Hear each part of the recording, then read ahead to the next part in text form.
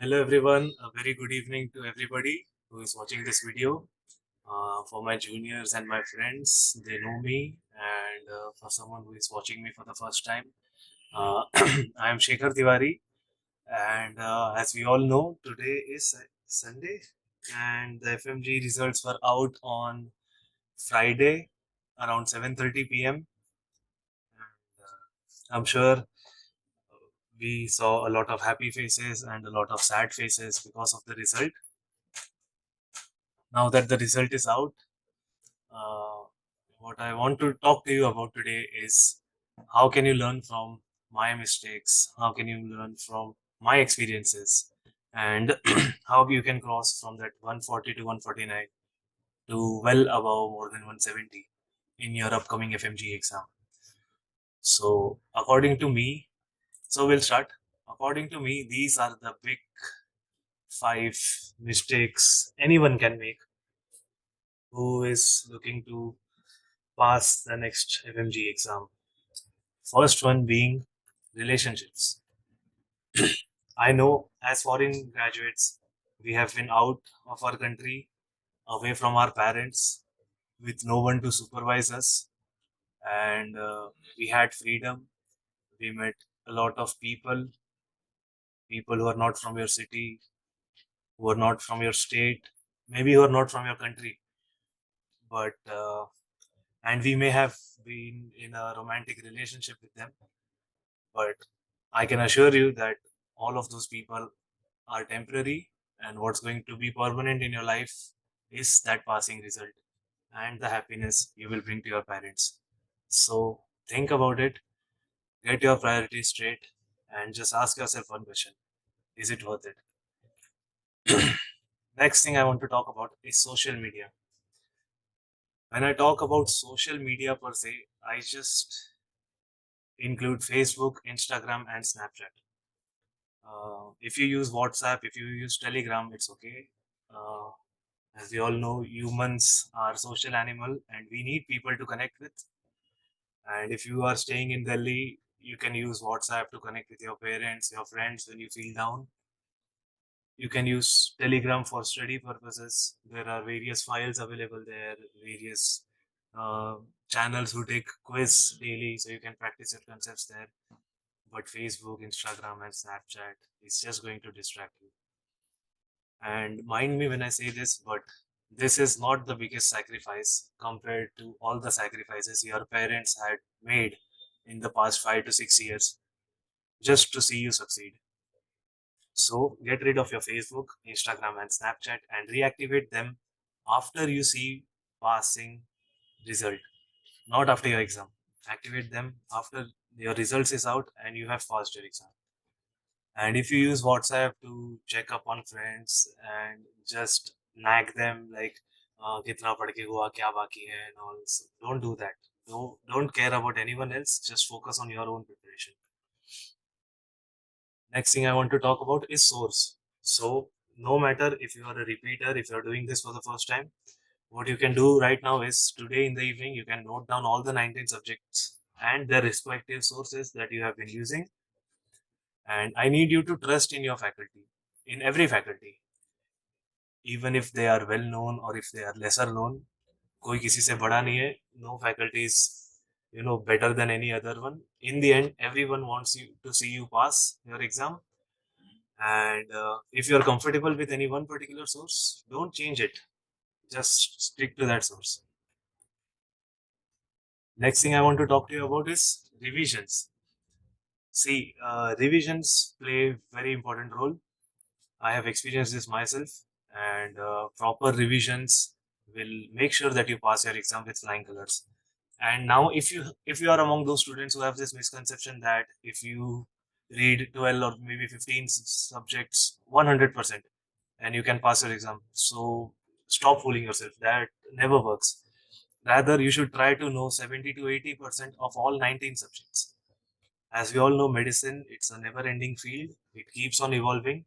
कोई भी पूरा पढ़ाई कभी कंप्लीट नहीं कर सकता. So just try to notice about 70 to 80% of all your 19 subjects and revise thoroughly. because when you revise, when you watch something again and again and again, it makes a photogenic memory in your head. And when you're in your exam hall and you see that particular question, वो particular buzzword आएगा, so you will recall कि हाँ मैंने ये पढ़ा है, and what is the next probable answer. You can recall it. I'll give you an example. Whenever I watch my favorite TV show, be it Breaking Bad, for example. Now I've watched that TV show maybe 3 or 4 times. So whenever something is going to happen, I anticipate it because memory ban gaya hai dimag mein. So just watch again and again and again, and don't change your source. And that way, when you revise your content, it stays in your head.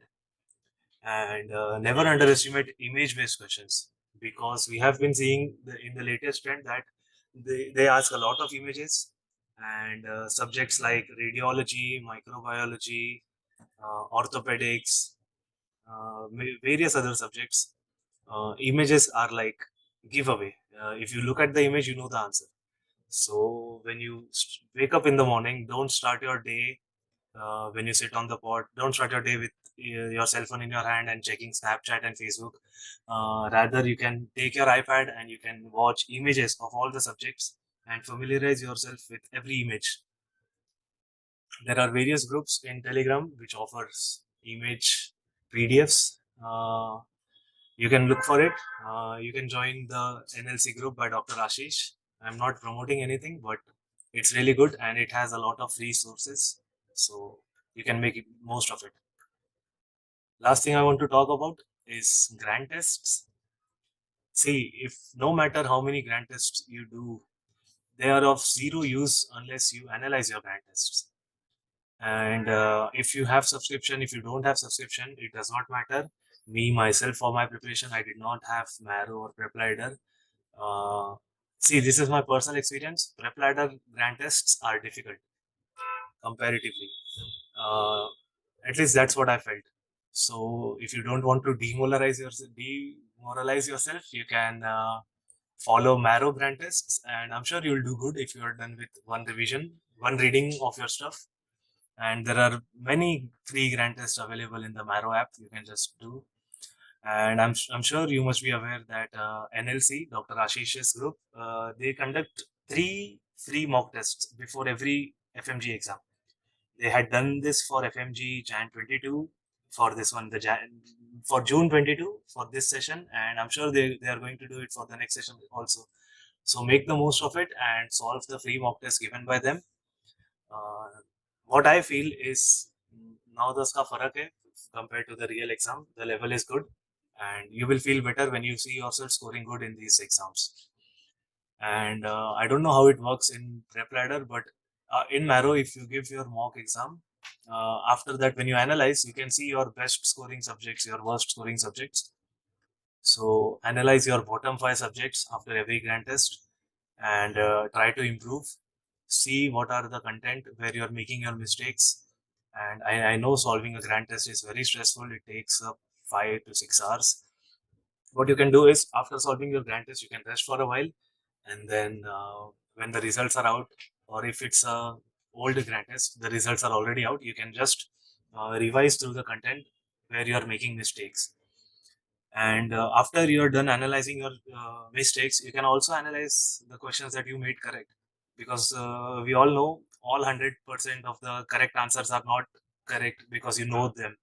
Some of them are your guessworks, so you need to familiarize yourself with your guessworks content also, because what if they ask you that in the exam?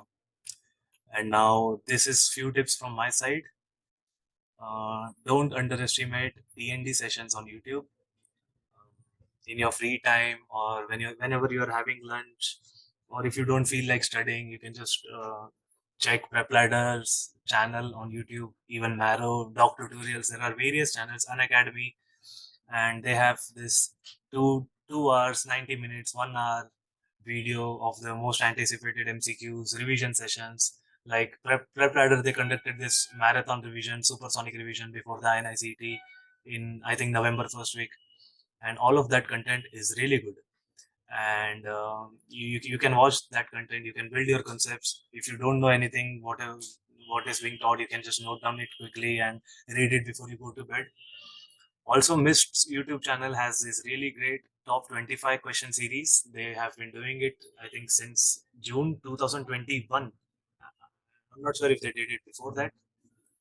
So I think four FMG exam has been passed and they have been doing this. So you can also watch that 25 question series of all the four FMG sessions of all the subjects, whatever is available on the channel. And for this missed one, I would suggest you to watch that after you're done at least reading all of your content at least once. So yeah, this was few tips from my sides and few mistakes which you can take care, and hopefully you can clear your exam, the upcoming exam, and you can make your parents proud and you can be happy for yourself. So yeah, thank you. And also I'm planning to come up with a video about the most important topics of all the 19 subjects. Let me know in the comment section if you would like to see such video. And I'm also planning to come up with top uh, five most important MCQs for various other subjects. I can I'll start with OB-GYN. I think it will be uploaded every Sunday. So let me know if you are interested in watching such content. Thank you so much. That's all from my side. All I want to see is my friends, my juniors, everybody is watching this video, pass the upcoming exam and get out of this FMG loop, because once you get stuck in there, it's really difficult to get out of it. It's really demoralizing to, get stuck in that 140 to 149. It hurts, but you can make it. Thank you so much.